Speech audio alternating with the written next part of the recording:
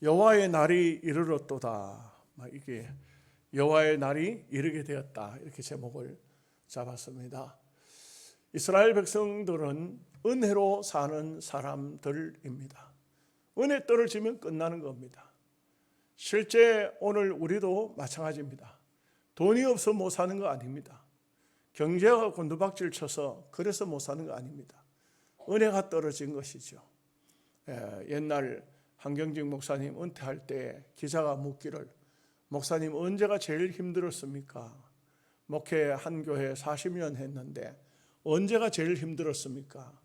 한경직 목사님 하신 말씀은 내가 은혜가 떨어졌을 때가 제일 힘들었습니다. 외부적인 환경 그 큰 문제가 안 된다 이거죠.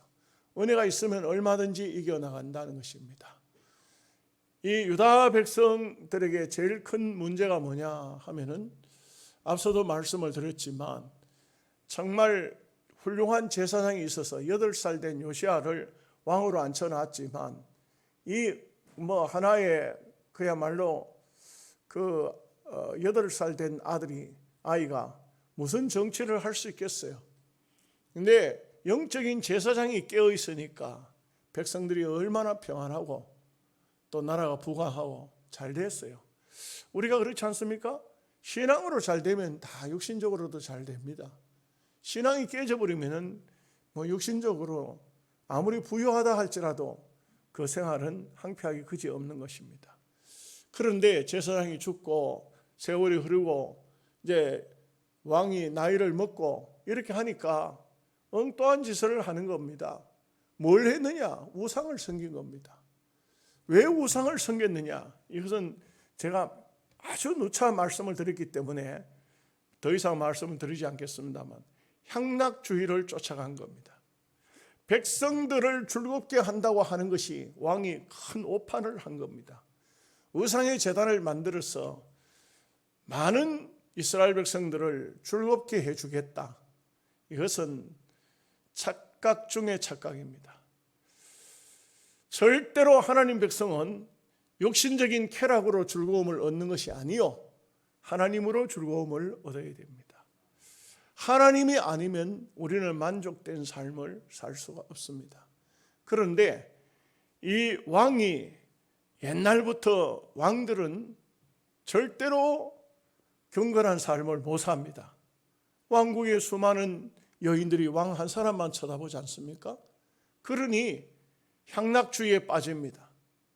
대체적으로 그렇습니다. 경건한 다윗도 그렇고 솔로몬도 그렇고 보면 그 문제에 있어서는 절대 경건한 사람이 없습니다. 그러다가 보니까 자기의 마음이 어두워지니까 백성들이 이렇게 잘 사는 나라가 되니까 백성들이 즐기면서 살아야 되지 않겠느냐. 그것이 바로 오판을 일으킨 것이죠. 메뚜기 재앙을 예언한 것입니다. 요엘서는 어마어마한 메뚜기 떼가 몰려오는데 이것을 여호와의 날이라고 말합니다. 다시 말하면 하나님의 징계요 심판의 날이 오고 있다는 것을 말합니다. 아주 구체적으로 말하고 있어요. 메뚜기가 한 번 전체를 그야말로 저 동풍이 불고 메뚜기 떼가 날고 하면서 이스라엘 전역에 모든 나무라는 나무는 다 깔아 먹어버리고, 메뚜기 종류가 우리 앞부분에서 봤지만 여러 종류잖아요. 어떤 메뚜기는 풀잎만 먹어요. 어떤 메뚜기는 나무 껍질을 다 깔아 먹어요. 어떤 메뚜기는 땅을 파고 뿌리까지 긁어 먹어버린다. 이것이 쭉 보면은 앞에 부분에서 나왔지 않습니까? 그러니까 이거 완전히 그냥 이스라엘 나라는 더 깊이 말하면 유다인데, 유다는 완전 초토화되어 버리는 것입니다. 근데 그런 것을 예언을 하면서 마치 여기에 보면은 묘한 것이, 메뚜기 떼가 진격해 들어오는 것이 장차 이스라엘 나라에 적들이 쳐들어오는 것과 거의 방불합니다. 남쪽에는 바벨론이 있고 북쪽에는 아수르가 있는데 대국들입니다. 이 요엘 선지자가 예언할 때가 바벨론 나라는 그렇게 강대국이 아니었어요. 신흥국가였어요. 그런데 이 바벨론이 강대국가가 되어가지고 나중에 보면 이런 식으로 유다 나라를 침범해 들어온다 이거죠. 결국은 이 바벨론에 의해서 예루살렘 성이 다 무너지고 성전이 다 무너지고 불타버리고 뭐 이런 것은 요엘 선지자가 예언한 그대로 예언이 적중했다. 뭐 하나님의 예언이 빗나갈 리가 있겠습니까만 그 예언대로 그대로 이루어졌다는 것입니다. 우리는 어느 때든지 마찬가지입니다.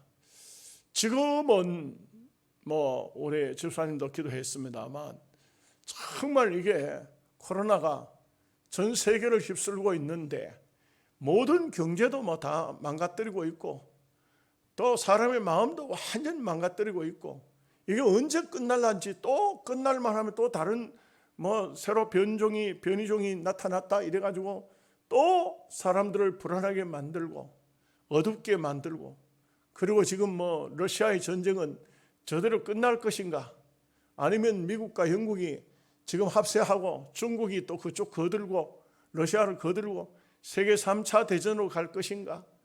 그 경제도 지금 뭐 얼마나 망가뜨려지고 있지 않습니까?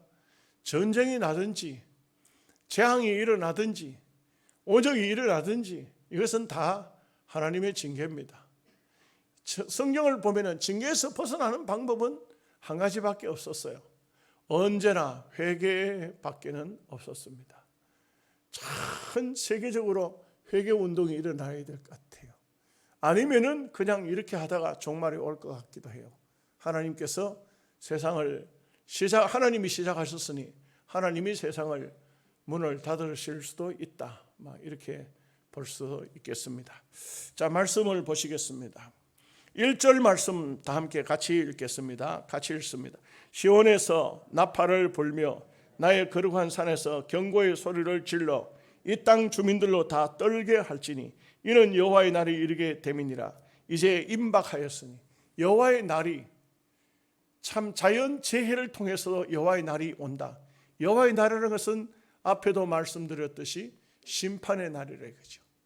하나님께서 경고했는데 듣지 않으면 매를 때리는 날이 여호와의 날이라. 심판의 날. 마지막 종말에 보면은 요한계시록에 보면 여호와의 날이 나오죠. 여호와의 날은 세상을 심판하는 날입니다. 이 날이 이럴 때에 나팔을 불라. 나팔은 소리가 큽니다. 어마어마하게 크게 들리죠. 이스라엘 백성들이 나팔을 불 때는 몇 가지 종류가 있습니다.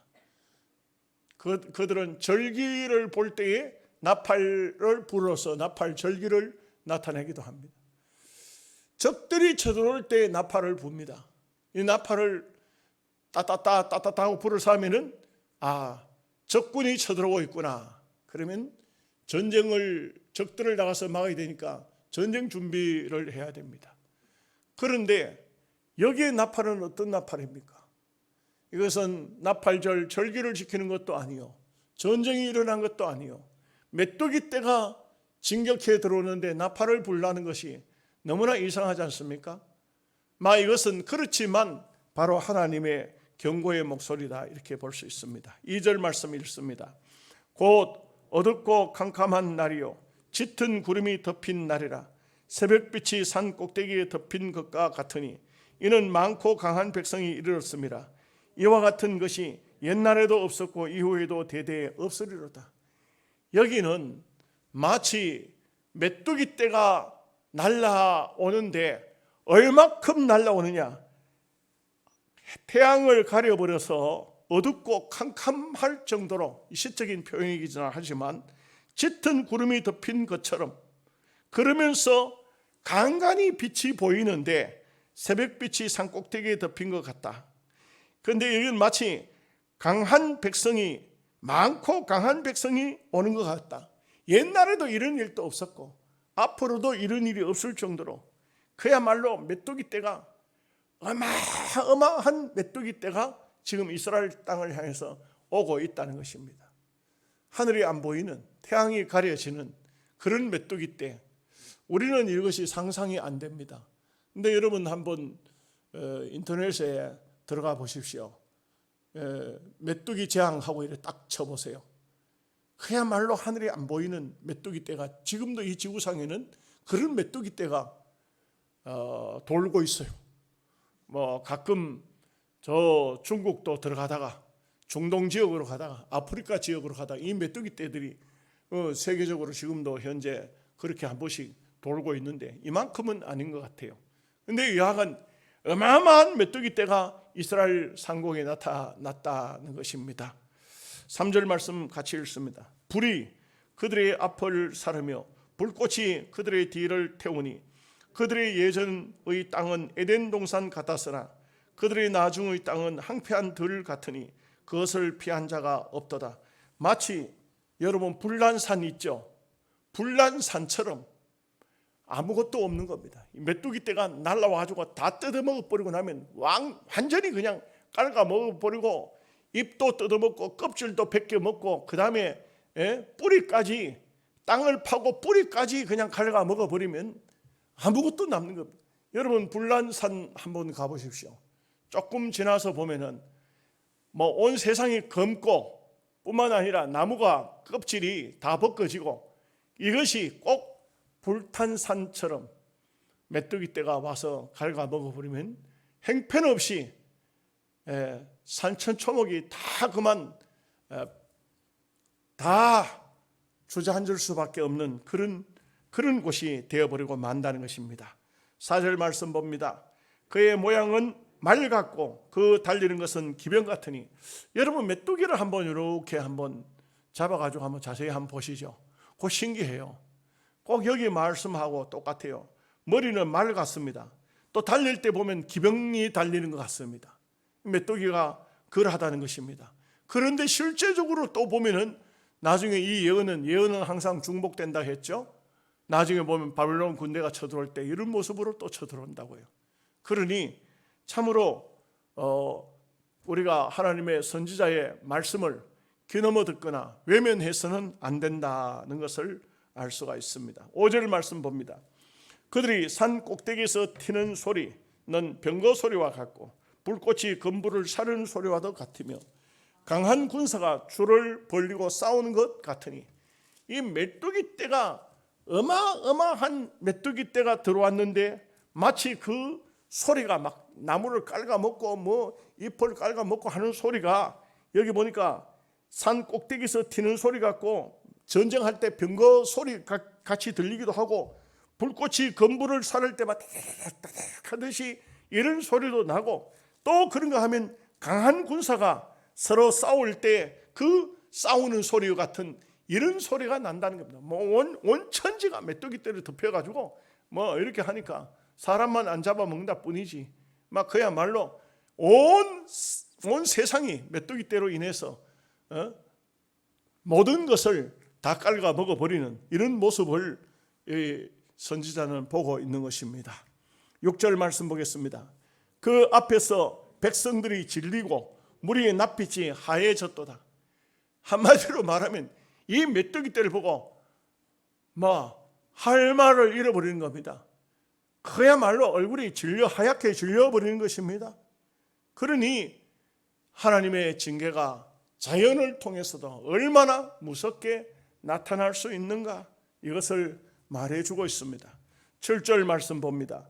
그들이 용사같이 달리며 무사같이 성을 기어오르며 각기 자기의 길로 나아가되 그 줄을 이탈하지 아니하며, 잘 훈련된 군인들같이, 정돈된 군인들같이, 아주 날렵한 군인들같이 이렇게 메뚜기 떼들이 그냥 자연의 세계라는 것이 참 신기해요. 메뚜기가 막 날아오다가 서로 부닥쳐가지고 죽고 뭐 이런 거 없어요.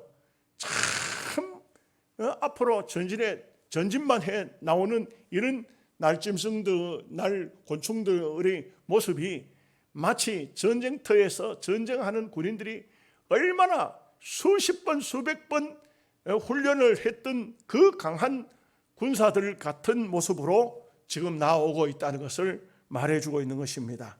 8절 말씀 보겠습니다. 피차에 부딪히지 아니하고 각기 자기 일로 나가며 무기를 돌파하고 나아가나 상하지 아니하며. 이 작은 짐승, 작은 곤충이지만 이 곤충들이 얼마나 대단합니까? 우리 하나님께서는요, 땅 위에 있는 모든 생물을, 사람, 동물, 곤충, 생물, 미생물, 지극히 작은 그 생물들까지도, 여러분 지렁이는 눈이 있나요? 코가 있나요? 입이 있나요? 지렁이는 눈도 코도 입도 귀도 아무것도 없어요. 그런데 딱 한 가지 있어요. 머리에 뿔이 하나 있어요. 이마에 뿔이 하나 있어요. 뿔이인데 이게 그 과학자들이 연구를 해보니까 그 이마에 있는 뿔이 최고성능 안테나라고 그래요. 땅 위를 다 측정한다 그래요. 이 지렁이는요, 온몸으로 수분을 받아서 사는 동물이에요. 그런데 땅을 파고 가지만, 땅 속에 살지만 자기가 살고 있는 땅과 위치가 어느 정도인가를 알고 있다 이게. 비가 오면은 이 지렁이는 전혀 그게 안 돼요. 그러다 보니 온 세상의 수분 천지니까 햇볕에 나왔다, 땅 위에 올라왔다가 햇볕 나면 죽어버리죠. 그렇지만 땅 속에 있을 때는 얼마나 아무것도 아닌 것 같지만 우리가 흔히 그렇게 말하잖아요. 지렁이도 밟으면 꿈틀거린다. 그 무슨 말이 그런 말이 있어요. 별것도 아닌 말인데 이상한 말로 그래 가지고는 사람들이 많이 인용해서 쓰기도 합니다. 그런데도 불구하고 그 약한 아무것도 못하는 이런 지렁이도 하나님께서 땅에서, 이 지상에서 살아갈 수 있도록 만들어 놓으셨다 이거죠. 하물며 땅 위에 있는 모든 곤충들이 다 그와 같다는 것입니다. 하나님께서 그들이 살아갈 수 있도록 다 해놓으셨다, 이것을 볼 수가 있습니다. 9절 말씀 보겠습니다. 성중에 뛰어 들어가며 성 위에 달리며 집에 기어 오르며 도둑같이 창으로 들어가니. 이거 메뚜기 떼가 집을 기어 올라가는데 그 무슨 어려움이 있습니까? 창문 열렸으면 막 뛰어 들어가죠. 성벽도 막 기어 올라가죠. 먹을 걸 찾아서 혹은 저들이 왜 앞으로 나간지 모르지만 절대로 이런 곤충들은 뒤로는 안 가요. 뒤로 날개짓은 못해요. 전부 앞으로만 갑니다. 앞으로만 가는데 앞에 가다가 무슨 장애물이 있으면 그거 다 돌파하고 지나가는 겁니다. 가다가 이 메뚜기 떼가 원체 많기 때문에 메뚜기 떼가 가다가 식물 이런 것은, 먹을 수 있는 것은 다 깔아먹어 버리는 것입니다. 이렇게 되니까 그야말로 이것은 자연재해가, 어마어마한 자연재해가 오고 있다는 것을 말하고 있는 것입니다. 10절 말씀입니다. 그 앞에서 땅이 진동하며 하늘이 떨며 해와 달이 캄캄하며 별들이 빛을 거두다. 말씀을 제가 앞에서 설명했던 것처럼 하늘이 안 보이도록 날아오는 겁니다. 한 겹 두 겹 돼야 하늘이 보이죠. 해와 달이 다 가려질 정도로, 모든 빛이 가려질 정도로, 별들이 빛을 비추지 못할 정도로 메뚜기 떼가 많이 날아오고 있다는 것을, 메뚜기 재앙입니다. 그렇게 재앙이 나타났다는 것입니다. 11절 말씀. 여호와께서 그의 군대 앞에서 소리를 지르시고 그의 진영은 심히 크고 그의 명령을 행하는 자는 강하니 여호와의 날이 크고 심히 두렵도다. 당할 자가 누구이랴. 결국 이것은, 이런 재앙을 누구가 진두지휘하고 있습니까? 하나님이시다. 여러분, 코로나를 누가 진두지휘하고 계십니까? 우연히 생긴 겁니까? 성경을 우리는 볼 때 언제든지 한 부분만 보면 안 돼요. 하나님의 어떤 뜻이 계시는 겁니다. 세상이 이렇게만, 하나님 주신 세상을 이렇게만 악하게 사용해서 되겠습니까? 오늘 또 보니까 여성가족부를 폐한다 하니까 여자들하고 그 다음에 여자분들하고 이렇게 모여서 인호하는데 제일 먼저 또 얘기하는 것이 뭘 얘기합니까? 차별금지법 폐기해달라. 차별금지법을 상정해달라. 아주 참, 여자분들이 무엇 때문에 그렇게 앞장서가지고 그렇게 이것은 세계적으로 동성연애하는 것을 허용한 나라가 다 망해요.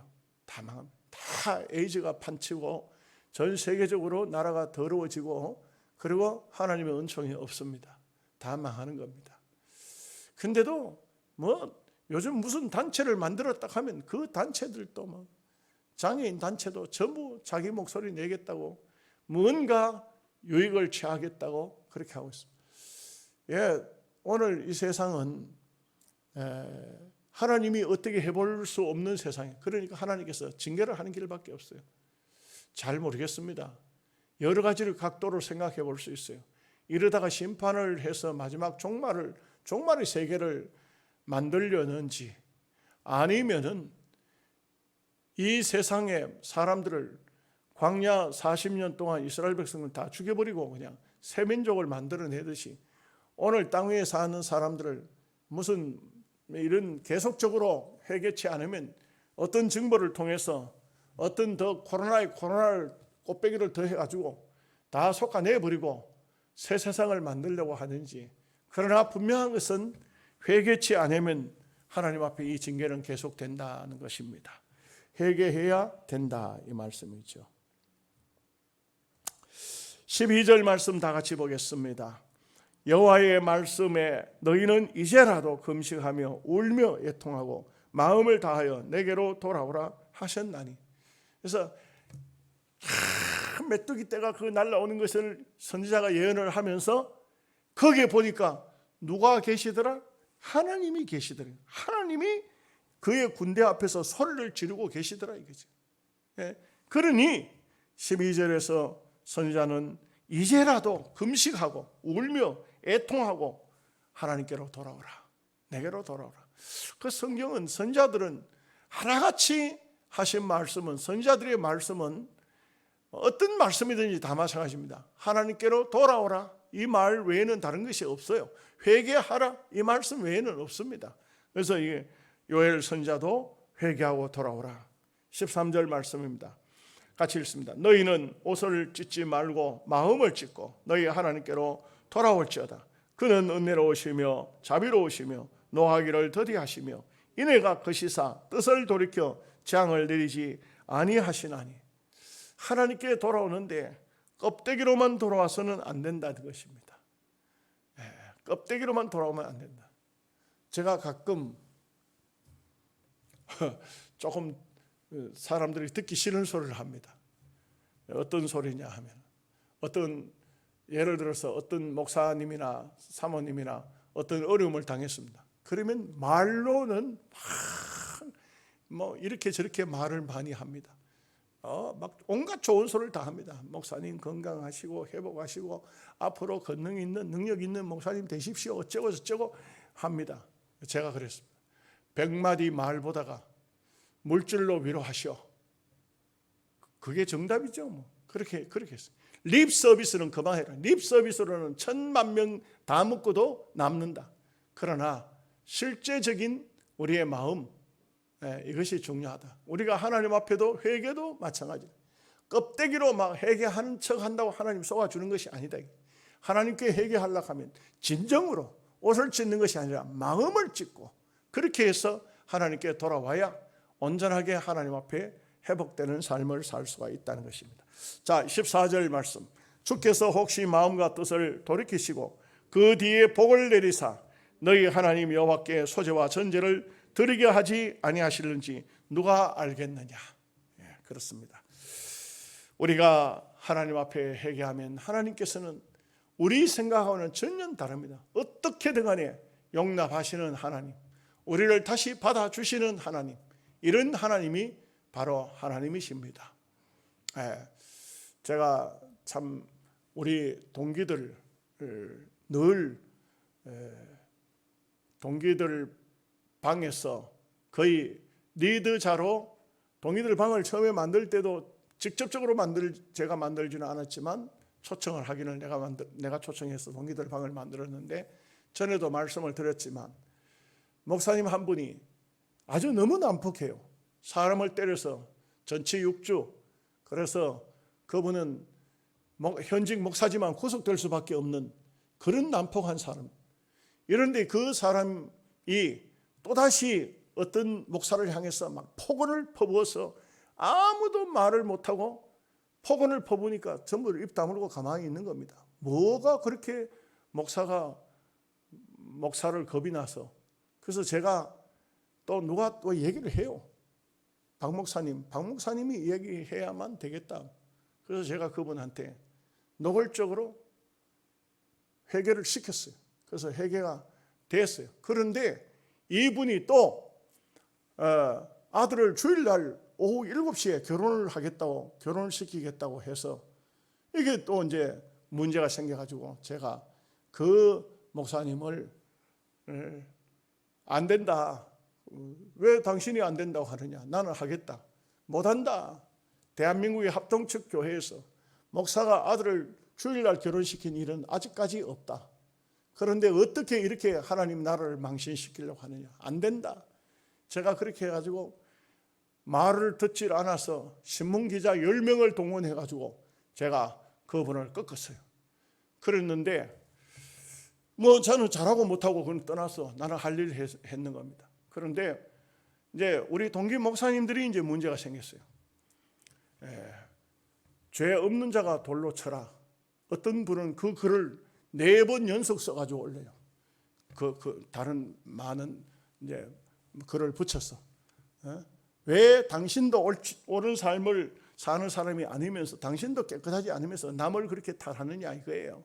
그리고 어떤 목사님은 노골적으로 박병석 목사님 그분이 아들을 주일날 결혼시키려고 하면은 그러면 오죽하니까 주일날 결혼을 시키겠느냐. 그걸 가지고 목사님이 그런 식으로까지 하면 되겠느냐.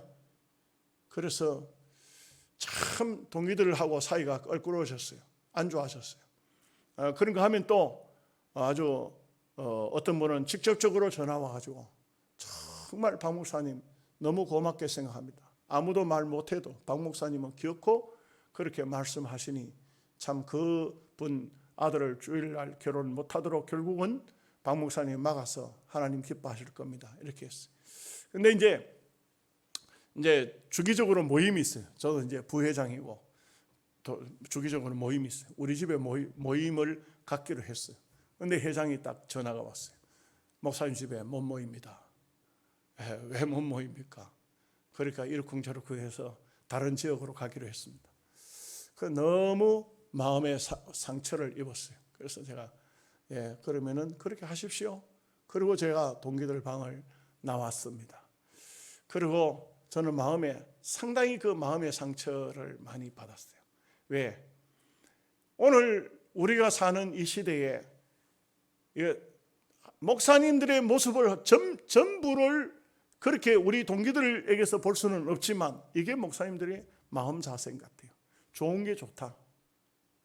남에게 싫은 소리도 하지 말고 옳게 하려고 하면 혼자만 옳게 살 일이지 남한테 옳게 살라고 말하지 말라. 귀찮다, 싫다 이거예요. 당신 같은 사람은 우리 동기들 속에 있는 것이 싫다는 거예요. 그렇게 돼버리고 그래서 혼자만 이상한 사람이 돼버리고 말았어요. 그래서 제가 느끼는 것이 뭐냐. 참 진리의 길은 고독하다. 믿음으로 산다는 것은 그냥 목사라고 설교하고 그냥 교회에서 주는 녹을 받아서 먹고 살고 이게 목사가 아니잖아요. 정말 진리대로 살고 정말 말씀대로 살고 제가 계속해서 우리 동기들 보고 주장한 게 그겁니다. 우리가 지난날 알지 못하여 지은 죄가 얼마나 많나. 믿음으로 산다고 했지만 얼마나 실수를 많이 하고 얼마나 죄를 많이 지었나. 그런데 이제 목사가 돼가지고 이제 은퇴할 때가 가까운 이런 때까지 와서도 아직도 정신을 차리지 못하고 아직도 세상 타협주의로 아직도 사람이 좋으면 좋다는 식으로 나가는 것은 목사가 아니다. 목사가 아니다. 제가 너무 강하게 했는지 너무 못되게 했는지는 몰라도 그러면서 제가 느끼는 것이 오늘날 현 세상이 이렇다. 여러분들은 저를 어떻게 보시는지 모르겠어요. 여러분들은 저한테 어떤 그런 제스처를 안 하시니까. 그러나 저는 총회에 가든지 동기들 속에 가든지 아닌 것은 아닙니다. 아닌 것을 그냥 머리 숙여서 그렇게 하는 법은 없습니다. 그래서 저는 목회 은퇴하고 천국 가는 날까지 그렇게 할 겁니다. 오늘 우리가 사는 이 세상은 너무 타협주의입니다. 원만하면은 대충 그냥 넘어가는 것이지. 그렇게 하다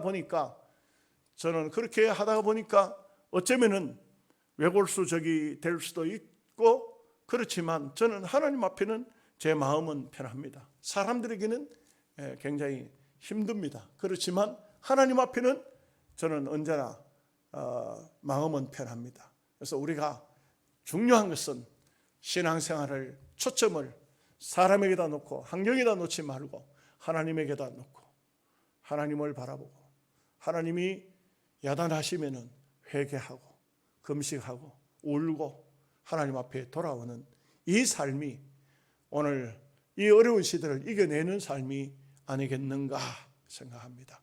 믿음으로 승리하시기를 주의 이름으로 축복합니다. 하나님 아버지